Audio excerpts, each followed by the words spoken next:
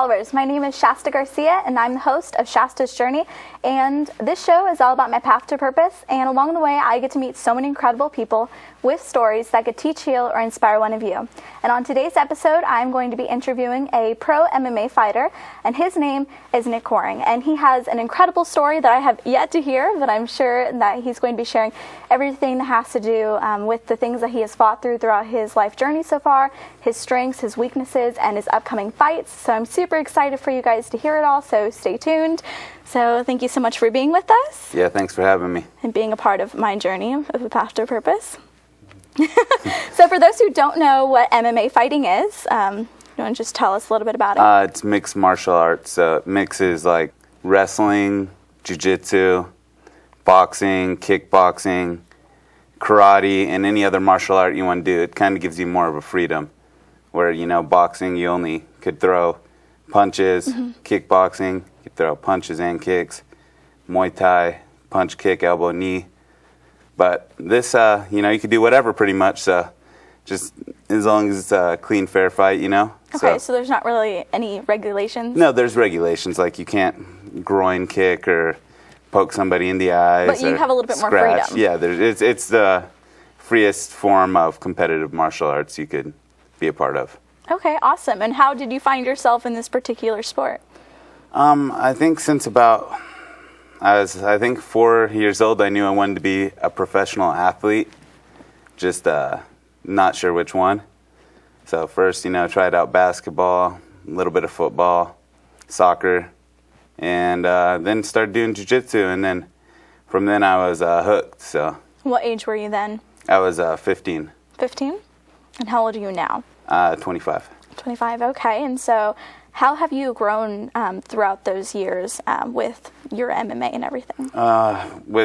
First I was just doing jiu-jitsu for MMA, and then I started doing jiu-jitsu and kickboxing, then jiu-jitsu wrestling and kickboxing, then jiu-jitsu wrestling, boxing, and then from there a lot of strength and conditioning. And it just evolved, more serious and more serious. And when I was, I think I either was just about to turn 18 or 18, I had my first amateur fight, and ever since then I've been hooked with that too. Got that first win. And nice. Yeah. So was your first one your first win? It Yeah. was? Awesome. Okay. So, I did some jiu-jitsu tournaments, and you get like that almost same rush, you get a lot, your heart starts beating, you got a little adrenaline, a little bit of nerves, almost like that nervous, good. It's a bad, yeah. It's a bad, good, and nervous feeling. It's hard to explain, but yeah. So then my first fight, I was real nervous, and then I won and stuck it out and won it. Got a submission in the first round, and then my second one was for amateur title, and I won that in submission in the first round. That one was actually in the first minute. Then my third one, same thing, submission in the first round, and then started, had one more submission first round, and then took a break for a few months, started my pro career, and kept the wins going. Nice. So what is it like winning titles or just winning fights in general? It's great winning anything, especially when you get recognition, you get titles, all that good stuff, and you have a big belt, don't you? Yeah, I got a couple. I got a couple of them. I should have brought them, but yeah. So what do you do with those?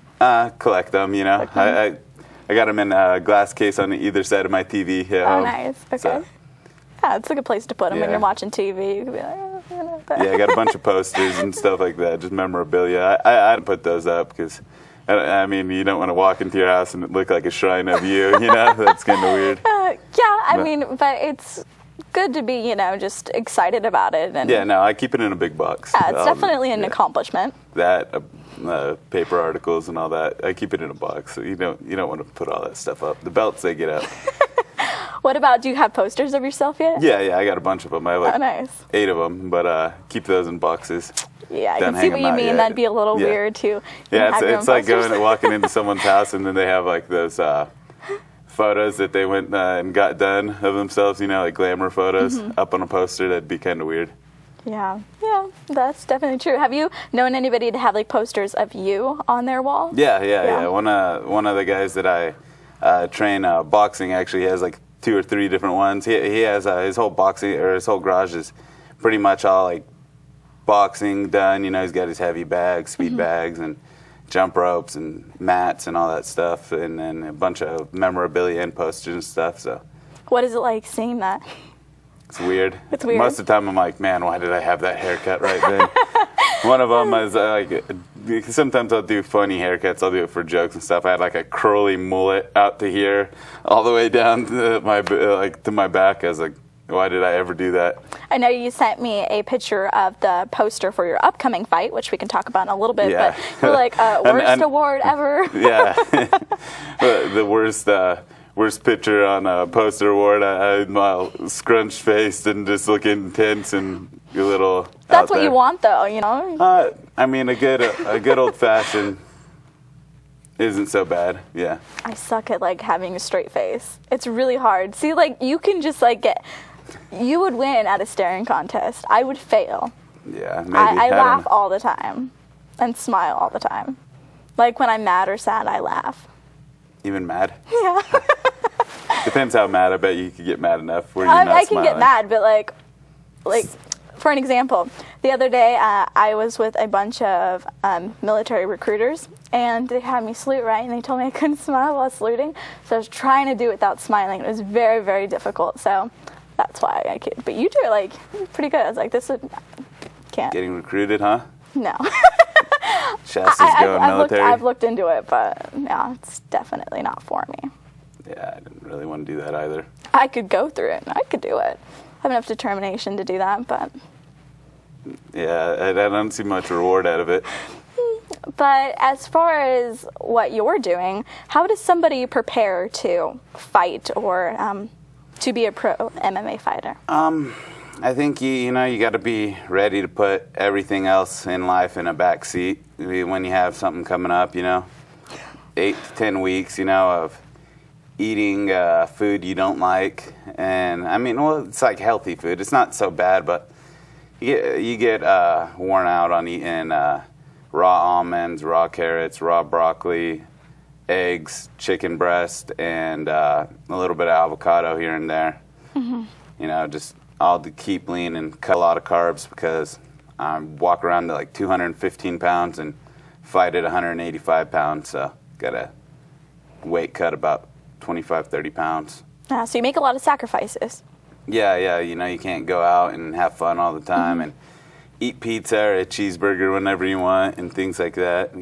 So, I mean, it's good for you. I mean, it's by the time I have a fight, I'm in really amazing shape, and I feel good about that. But at the same time, in the back of my mind, I'm like, oh God, a cheeseburger and beer sounds extremely good right now. Yeah. Well, I know the first time we talked, we actually spoke about your faith and that you are a man of God. We did discuss that, and so I kind of wanted to see how you found your faith and just kind of how it's made you who you are today. Well, my parents, when I was younger, we always went to church every Sunday, and then about the time I was 12 years old, or maybe 13, we stopped going so much, and then again, when I was 18, I started going again. I always had a belief in God, I mean, if not, it's, I think it would make life a lot scarier if you didn't have a belief in Jesus and, everything else. I mean, if there's not an afterlife, then, what is there? Mm-hmm. Yeah. And how has your faith helped you to impact the people around you? I don't know exactly, but the way it impacted me is, it's given me a belief and faith. I have faith in my religion and faith in myself. It's another power, I feel, Definitely. Inner strength. Mm-hmm. What are some trials and tribulations that you've been through from your childhood leading up to kind of where you are now in life? Childhood to now in life, let me think about that one. trials and tribulations. I've been injured so many times, I'm going to say, since probably about 2007 to now. I think 95% of people doing any kind of sport would have quit a long time ago. I think I've had about 8 or 9 different surgeries in the last 6 or 7 years. So, I mean, that injury after injury after injury, I'm injured right now, you know. What's wrong with you right now? Got some joint issues right here, sternoclavicular joint. Gotcha. Is it something you can fix? Yeah, with surgery. I mean, they said it might heal itself up, and I might not have to, but I don't think it's going to heal itself up. So, what's the most hardcore injury you've gotten? I've had some meniscus tears in my knee. I don't have any meniscus in my, because you have 2 parts of meniscus in each knee. I got both of them removed out of that one. I've had 3 different meniscus tears in my left knee. And that's from fighting? That's from training and running and doing jiu-jitsu and wrestling. So, yeah, it's from fighting. I've never actually tore anything in a fight like that, you know, where I'm, fighting and all of a sudden my knee's blown out. But I have fought with a torn meniscus before. And how has your faith and just fighting in general kind of helped you to shape different characteristics that you portray, maybe discipline or things like that? Discipline, that I think with discipline, you know, you either have a mindset. If you're going to be a professional at anything, you have to have enough discipline to not go and do things like, you know, you can't just halfway do anything, you know, if you want to be good at it. Yeah, I mean, you could be an average at whatever and, you know, half the time do, let's say you're trying to be a professional boxer or whatever, you know, you train only 3 or 4 days a week and, you know, you go out and party on the weekends and you, you know, miss training here and there for a birthday party or, you know, or Thanksgiving, you go eat a bunch. You're not going to make your weight. Everything's not going to find the right way. You're going to have to either feel horrible to make that weight, or you're going to have to, which is going to affect your performance then, or it's not going to work out to being, you know, you're never going to be the best at anything if you only do 50%. I'm sure that discipline has definitely impacted and strengthened many parts of your life. Yeah, no, I feel pretty mentally unbreakable, but I mean, it's definitely changed me more than anything. You know, the whole fighting and mentality of you know, not giving up on pretty much anything, having a strong faith, strong belief. And what else have you learned from all that? From all what?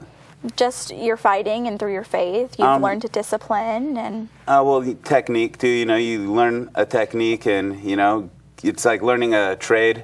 You know, a mechanic, you know, when they're at school or whatever, they learn how to do something, but, you know, when you're not in a classroom with the teacher right there, can you actually do it? Exactly. And, you know, if you figure out how to do things and, you know, through repetition and trying and trial and error, you figure out how things work, so... I feel like it's helped my ability to learn and adapt. Yeah, that's great. Who has been your biggest inspiration and why? Biggest inspiration? I don't know. I got a lot of inspirations. My parents, they're one of my biggest inspirations. They've always believed in me. My dad is probably the hardest working guy I've ever met in my life. He works like 60 hours a week still, and he's old now. It's like, well, shout out to your dad. Yeah, my mom, you know, one of the most, probably the most caring person I've ever met, and just, you know, a real loving, good person, and they're probably my biggest inspirations. But I mean, as an athlete, my biggest inspirations, probably, let me think about this. Is a rough one. I have a lot of different ones. As an athlete, I'm gonna say Michael Jordan, probably. I don't know, because you know, he's a guy. He didn't even make the basketball team in high school. He actually, I think his sophomore year, tried out and didn't even make the team. then he went on to, he worked hard. Ray Lewis, same thing. Was playing at like a junior college, and then he's going to be a NFL Hall of Famer. Michael Jordan's NBA Hall of Famer, probably the best basketball player ever. But they weren't always that great, but with hard work and determination and, unbreakable will, they, made something of themselves. They weren't just so talented that they couldn't, not be a first string on the team or whatever. They had to actually work for it, so. Definitely. And how are you preparing for your upcoming fight? I'm starting off the day. I'll usually run about 3 or 4 miles, sometimes more. Like 2 days ago, I ran 8.5 miles, bicycled 10, and then from there I went and worked boxing with my boxing coach, Rodney Jones, and then doing jiu-jitsu over at Cesar Gracie Academy in Lodi with my instructor Randy Spence, and he'll bring in some wrestlers too there. The guy I'm fighting, he's not really a wrestler or a jiu-jitsu guy though. He's like a kickboxer style fighter. And how do you feel about it so far? Feel great. I think it's a good fight for me. Sweet. And you want to tell everybody what date it is, where they can get tickets? It's November 21st at Jackson Rancheria Casino, Global Knockout, and you could get the tickets on jacksoncasino.com, or you could go online or jacksoncasino.com, and also at globalknockout.com, or you could go up to the Jackson Rancheria and get them at the box office. Awesome. Okay. And so you perform, would it be called performing? You perform like a fight at Jackson Rancheria. You've done that a few times, right? Yeah. I think I've seen posters. I'm usually the headliner there, main event.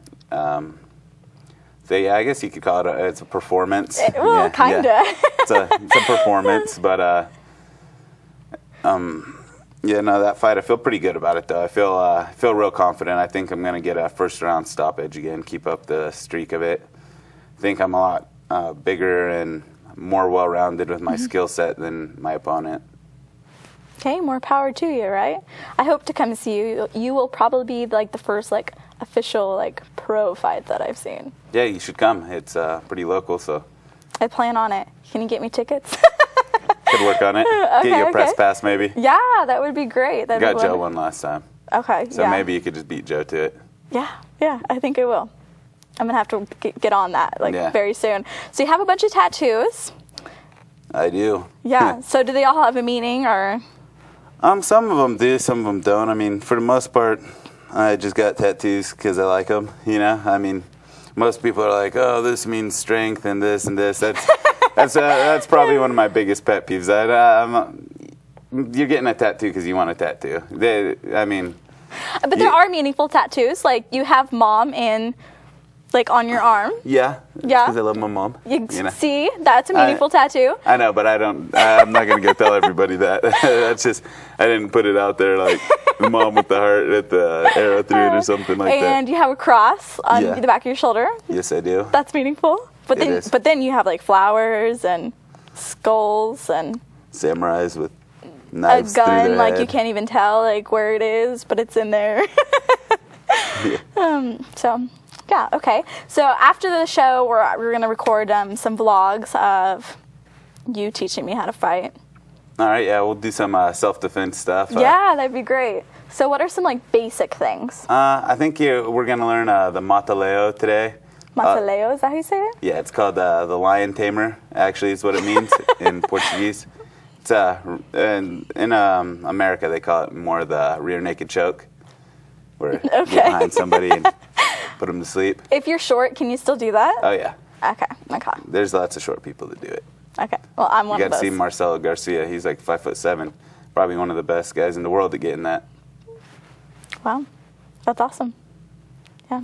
So how has you leading up to being a pro fighter, how has that just kind of affected your relationships with people, and has it changed at all? Not so much. I mean, when I have a fight coming up, people just pretty much know about a month before, so I'm going to be a little bit more MIA, If they invite me to do something or need me to help them move their house or something, I got to be sorry, Mm-hmm. I can't afford to, pull my shoulder back or something, trying to move somebody's house or, which it's, not good because, I like to be helpful and when your friends need stuff, it's good. Or, when they want to see you, it's nice to be able to do that. But when you got a fight coming up, you got to train. But then again, they have a strong, buff friend, so yeah, there you go. In the end, it's worth it. no, it should be worth it. Yeah, I think so. What separates you from other fighters within your division?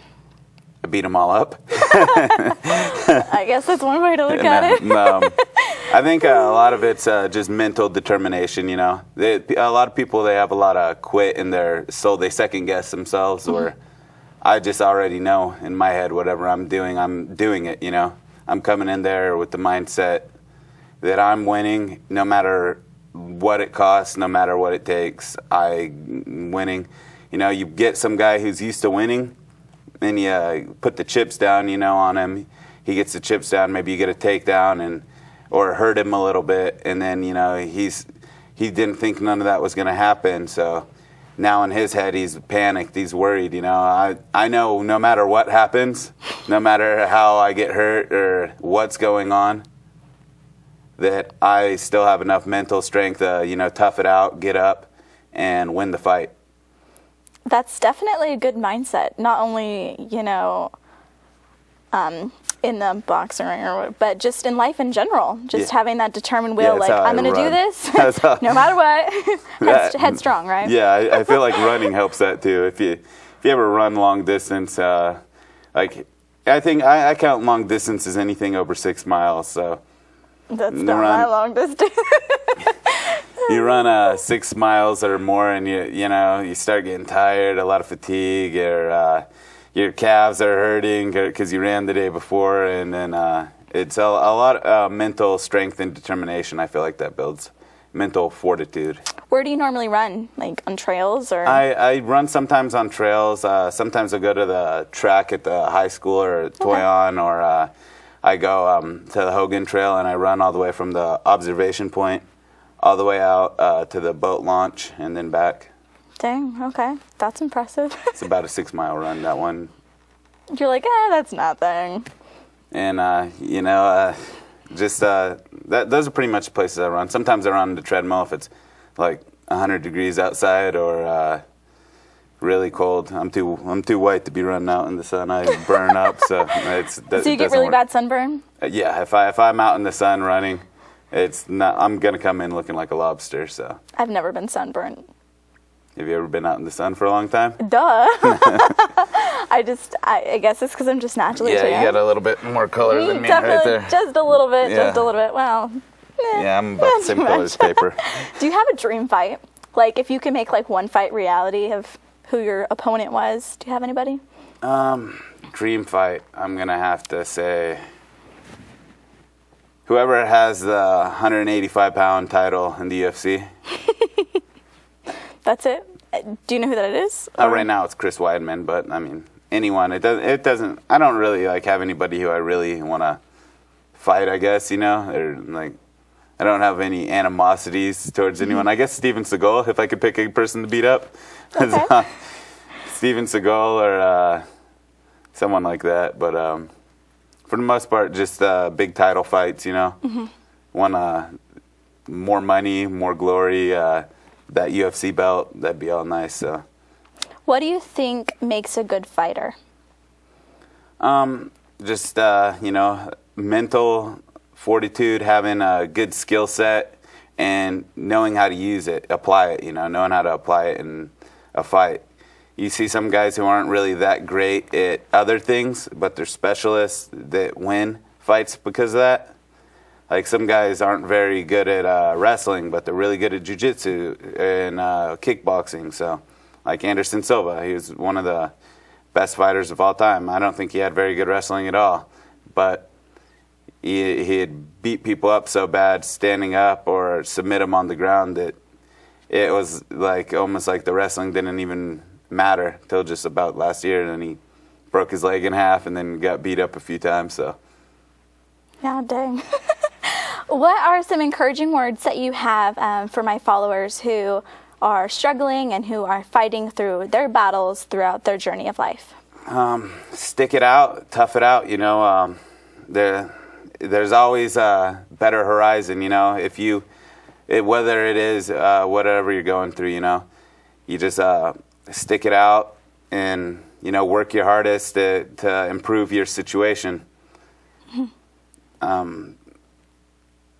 There's a lot, a lot of good things that could come out of just hard work. So work hard, and whether it's a financial hardship or you're going through some stuff in a relationship or whatever, hard work usually is the solution. And that's all a part of faith, is just believing that something good is around the corner. Yeah. Just like you were talking about earlier, it's like, what's the point? Yeah, no. If there isn't, have faith in stuff. Yeah. Have faith in yourself. Yeah, most of all, gotta believe in you, or no one else will. Amen. So just a little bit more about your faith. You grew up in a family who did have that faith, and so you went in and out of your faith walk growing up. And how would you feel that your faith is impacting you right here, right now?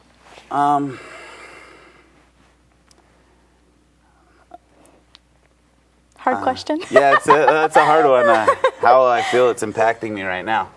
I think it's put me in the situation, where I am winning these fights and everything. I think just the lifelong believing in something, and believing in faith in Jesus Christ and, Christianity. It helped me believe in me, and throughout that, I guess, self-belief. And, I think that'd probably be about the biggest impact it's had. Definitely. I mean, you're fulfilling your purpose and you're impacting people, whether you know it or not. I'm sure that there's little kids who watch you or see you on TV and feel like, I want to be like him. Yeah, sending out pictures. Some people, they contacted me. This one kid in Stockton, actually, out in French camp. Guess he's a youngster. He got some kind of cancer, though. And he was at one of my fights, and he wanted to meet me, but he didn't see me. And then his dad contacted me on online at Facebook, and he was telling me, oh yeah, he's a big fan, this and this, and do you have any memorabilia or stuff you could send? And I sent him a cool picture, the little note and everything on it. It was cool. See, that's awesome. You're impacting people's lives. I want to thank you guys so much for watching the show, and I want to thank you, Nick, for being a part of my journey.